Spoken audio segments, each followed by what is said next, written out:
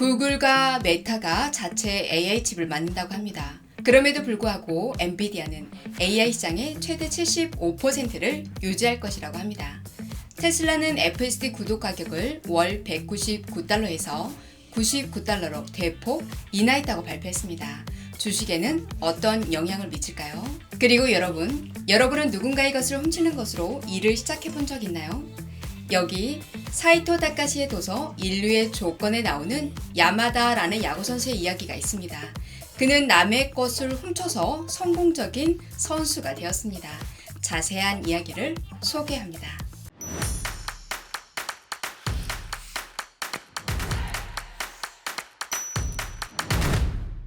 인류의 조건은 일본의 메이지 대학교 교수인 사이토 다카시의 대표작입니다. 이 책은 한 분야에 있어서 통달한 전문가, 즉 인류가 되기 위해서는 근본적인 세 가지 조건이 있습니다. 훔치는 힘, 요약하는 힘, 추진하는 힘, 이 세 가지를 갖추어야 합니다.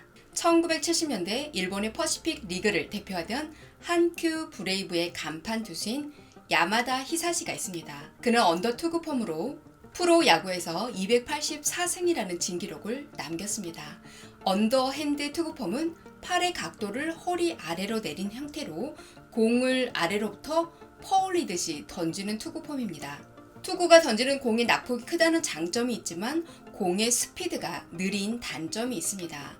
한동안 타석에 들어서는 타자마다 가뿐하게 삼진으로 잡아내는데요. 세월 앞에는 장사가 없었습니다. 시간이 지날수록 더 이상 승산이 없음을 느끼고 변화구를 연구하기 시작했죠. 당시 한큐 브레이브스 팀에는 또 다른 언더 투수인 아다치 고이로가 있었습니다.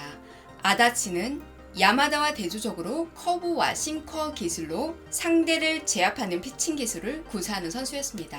싱커란 타자 앞에서 갑자기 뚝 떨어지는 공을 말합니다. 야마다는 새로운 기술인 싱커를 연구했었는데요. 좀처럼 뜻대로 되지 않자 용기를 내서 아다치에게 가서 싱커 기술을 가르쳐달라고 부탁했습니다. 그러나 아다치는 핑계를 대면서 기술을 가르쳐주기를 거절했습니다. 필사적인 마음을 가진 야마다는 포기하지 않았습니다. 야마다는 아다치가 불펜에서 투구 연습을 할 때마다 뒤에서 지켜보았습니다. 야다치의 투구 폼을 훔쳐보며 그가 구사하는 기술을 그대로 따라하기 시작했죠. 야마다는 역시 연습 벌레이자 집념의 사나이였습니다. 상대방의 특징이나 버릇까지 모두 모방을 했습니다.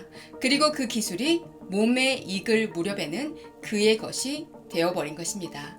이제 어렴풋이 알겠다 싶을 때쯤 아다치는 야마다의 의지를 읽고 기술에 대한 충고를 해주었습니다. 그리고 야마다의 투구폼을 완성해 주었죠. 아다치의 충고는 받아들이는 사람의 기술을 훔치려는 의지가 얼마나 강한지에 달려있음을 보여줍니다. 만약 처음부터 아다치가 그 기술을 가르쳐줬다면 지금과 같은 결과를 가져오지 못했을 겁니다. 기술을 훔치려면 그저 눈으로 보기만 하는 것으로는 부족하죠. 범위를 좁혀서 반드시 훔쳐야 할 핵심을 찾아내야 합니다. 야마다는 말합니다. 어느 날 아다치가 제게 야구공 잡는 법을 보여주겠다고 하더군요. 그의 시범을 보면서 공 잡는 법에는 큰 차이가 없을 거라는 저의 추측이 틀리지 않았음을 확인할 수 있었습니다. 하루에도 수백 번씩 같은 그룹에서 투구 연습을 하면서 나름대로 치열하게 고민해서 아다치 선수의 싱커 기술을 본인의 기술인 공중을 휘젓다가 떨어지는 싱커 기술을 추가로 연마했습니다. 바로 야마다표 싱커랄까요? 야마다의 기술을 탐하는 그 자세는 코치가 되면서 한층 넓어졌습니다. 여러분, 저도 유명한 투자자를 보면서 와, 저런 거 나도 한번 해볼까? 라는 생각을 한 적이 많았습니다. 오늘 훔치는 기술을 배웠으니 성공한 투자자들의 전략을 내 것으로 만드는 노력을 해봐야겠습니다. 여러분도 망설이지 마시고 함께 도전해보시죠. 안녕하세요. 미국 주식 타마다입니다. 엔비디아 그리고 테슬라와 주요 주식 소식을 살펴보겠습니다. 애널리스트들은 주가 폭락 후에 엔비디아 주가 목표를 상향 조정했습니다. 엔비디아 주가는 최근 하락했는데요. 더 스트리트 프로의 크리스 베르사체는 우려하지 않는다고 말했습니다. 구글과 메타가 자체 AI 칩에 투자할 것이라는 소식을 밝혔는데요. 베르사체는 엔비디아가 AI 시장의 최대 75%를 유지할 것으로 추정된다고 이야기합니다. 엔비디아가 여전히 좋은 위치에 있음을 말해주는 것이죠. 엔비디아의 새로운 블랙웰 GPU는 기존 호퍼 플랫폼 칩보다 2.5배에서 5배 더 강력하다고 합니다. 블랙웰 칩에 대한 고객들의 관심이 집중되고 있습니다. 뱅크 오브 아메리카의 레이몬드는 엔비디아의 주가 목표를 $1,100로 유지했습니다. AI 수요와 블랙웰 GPU의 성장에 대한 확신을 가지고 있기 때문이죠. 메타는 엔비디아에 대한 의존도를 줄이기 위해서 새로운 AI 칩을 출시했습니다. 이 칩은 페이스북과 인스타그램에서 콘텐츠 순위 매기기와 추천에 사용됩니다. 메타는 지난해 첫 번째 MTIA 제품을 출시했었죠. 마크 저커버그는 AI가 2024년에 메타의 가장 큰 투자 분야가 될 것이라고 이야기했습니다. 데이터 센터와 하드웨어를 포함한 AI 인프라에 최대 $35빌리언을 지출할 계획입니다. 아마존, 마이크로소프트, 구글과 같은 기업들과 함께 자체 칩을 개발하는 움직임에 합류하고 있습니다. AI의 미래는 아마존에서 실행될 것이라고 앤디 제시는 말합니다. 아마존의 CEO 앤디 제시는 생성형 AI에서 나올 것이라고 확신하고 있습니다. 세계에서 많은 디지털 비즈니스가 의존하고 있는 아마존 웹 서비스를 기반하여 이러한 변화가 구축될 것이라고 이야기했습니다. 아마존은 스타트업 엔스로픽에 총 $4빌리언을 투자했죠. 엔스로픽은 아마존의 기업 고객에게 생성형 AI 모델을 제공할 예정입니다. 오픈 AI는 법적 문제가 증가함에 따라서 목숨을 걸고 싸울 준비를 하고 있습니다. 코미디언인 사라 실버먼은 자신의 회고록인 배드웨터를 이용해서 인공지능 제품을 훈련시키면서 자신의 작품을 훔쳤다고 주장을 합니다. 그리고 오픈 AI를 고소했죠.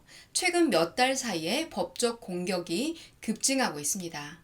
오픈 AI는 이런 문제에 대응하기 위해서 20명 이상의 내부 변호사를 고용했습니다. 테슬라는 로보택시가 아닌 모델2가 필요한 시점입니다. 웨드부시의 댄 아이브스는 테슬라가 로보택시보다 저렴한 가격의 모델2를 생산하는데 집중해야 한다고 주장을 하고 있습니다. 테슬라의 주가는 최근 감소했는데요. 이것은 1분기에 전년 대비 9% 감소한 38만 7천 대의 차량 판매 대수 때문이죠. 아이브스는 테슬라의 미래 성장 스토리의 핵심이 $3만 미만의 모델2 차량이 있다고 보고 있고 이 차량이 전 세계적으로 대량 수출을 주도할 것으로 예상을 하고 있습니다. 테슬라의 주가는 로보택시 발표에 반응하면서 일주일 동안 6%가 상승했는데요. 낮은 배달 숫자에 반응해서 6%가 하락했습니다. 테슬라는 자사 최고의 자율주행 서비스 가격을 인하했습니다. 이것이 주식에 의미하는 바는 무엇일까요? 테슬라가 FSD 구독 가격을 월 $199에서 $99로 대폭 인하했다고 발표했습니다. FSD는 차선 변경, 비보호 좌회전, 고속도로 출구 등 대부분의 주행 작업을 수행할 수 있습니다. 하지만 100% 인간 운전자의 감독이 필요하죠. 이렇게 가격이 인하되면 테슬라는 추가적인 고객을 확보할 수 있게 될 텐데요. 이 가격 인하는 정체된 전기차 제조업체 테슬라 주가에 도움이 될 수 있습니다. 일론 머스크는 가장 미친 인재 전쟁에서 AI 엔지니어의 급여를 인상했습니다. 오픈 AI와 같은 경쟁자들로부터 인력 유출을 막기 위함이죠. 테슬라의 AI 노력은 자율주행 차량과 휴머노이드 로봇에 집중되어 있죠. 유능한 인공지능 엔지니어들을 지키려면 보상을 높일 수밖에 없을 것 같습니다. 인텔도 새로운 인공지능 칩을 공개했습니다. 엔비디아와 경쟁할 수 있을까요? 인텔은 가우디 3를 발표했는데요. 엔비디아의 H100보다 평균 50% 나은 계산력과 평균 40% 나은 전력 효율성을 제공한다고 합니다. 인텔은 가우디 3가 엔비디아 시장 점유율을 일부 차지할 수 있을 것으로 기대하고 있습니다. 이 새로운 칩은 델, 휴레패커드, 레노버, 슈퍼마이크로 컴퓨터와 같은 제조업체에 제공될 것이라고 이야기합니다. 하지만 월스트리트는 이 소식의 대체로 미지근한 반응을 보였습니다. 인텔 주가는 발표 후 1% 상승했다가 뜨거운 인플레이션 보고의 우려 때문에 다음날 3%가 하락했습니다. AI 비즈니스는 세계를 재편할 것입니다. 그중에 광고업계가 먼저 변화를 겪을 것으로 보입니다. 구글도 메타와 마찬가지로 엔비디아에 필적할 칩을 발표했습니다. 모두 목표를 달성하기 위한 수직 통합을 제공했죠. 수직 통합이란 기업이 자체적으로 제품 또는 서비스의 모든 단계를 제어하고 관리하는 것을 의미하죠. 메타의 AI는 더 나은 동영상 추천 광고를 통해 지출을 늘리는 것입니다. 화면의 그래프를 보시면요. 생성형 AI를 활용하는 주요 산업은 광고가 37%로 가장 높고요. 기술이 35%로 두 번째입니다. 다음으로는 컨설팅, 교육, 회계, 헬스케어 순입니다. 빅테크는 높은 이익이나 급여, 명성의 분야에서 은행업과 같은 다른 산업보다 경제적 우위를 차지하고 있습니다. 현재 기술 혁신은 이러한 빅테크에서 일어나고 있죠. 다음은 시장 현황을 살펴보겠습니다. 경제는 강한 수요를 나타내고 있고 통화정책은 더 오랜 긴축이 필요합니다. 2022년 9%를 넘었던 인플레이션이 1년 동안 급락한 후 최근 몇 달간 약 3.5%에서 정체되어 있습니다. 실업률도 4% 미만으로 1960년대 이후 가장 긴 기간 동안 낮게 유지되고 있죠. 그리고 금리는 당분간 높게 유지될 것으로 보입니다.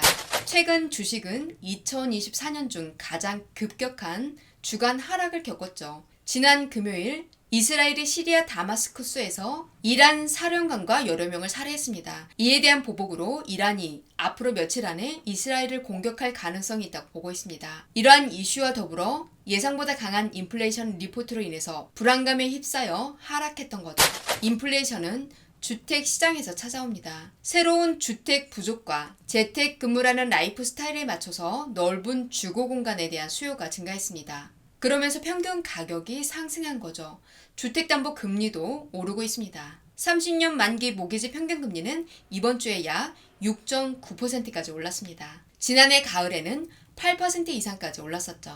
인플레이션 해지 수단으로 여기는 금 가격이 새로운 고점으로 치솟고 있습니다. 최근 한 달 동안 경제 전망이 개선되고 인플레이션이 여전히 높지만 최고치에서는 많이 낮아졌음에도 불구하고 금값이 급격히 상승하고 있습니다. 3월 초부터 금은 약 $300 상승해서 트로이 온스당 2,350의 연속 기록을 세웠습니다. 중앙은행들, 특히 중국이 금을 대량 구매하면서 가격 상승을 촉진했습니다. 최근에 유가도 상승하고 있습니다. 우크라이나와 중동의 지정학적 위험 때문이죠. 브렌트유 가격이 지난 한 달 동안 10% 이상 상승해서 배럴당 약 $90에 거래되고 있습니다. 사우디아라비아와 그 동맹국들에 의한 생산량 감소로 인해서 시장에서 하루에 약 500만 배럴의 공급이 제한될 수 있습니다. 현재 시장 가격에 따르면 금리는 4.75% 부근에서 연말을 마감할 것으로 예상됩니다. 이것은 연준이 5.3%에서 두세 차례 인하한다는 것을 의미합니다. 올해 초까지 금리를 4%까지 낮출 것이라고 예상했었는데 말이죠.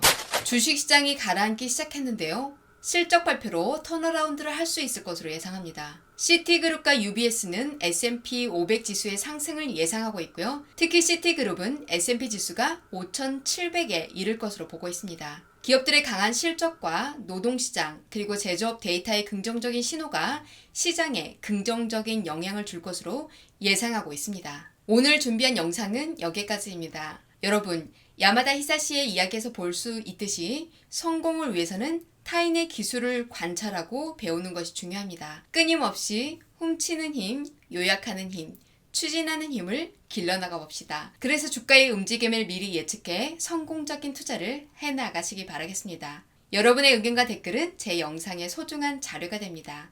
오늘 영상 시청해주셔서 감사합니다.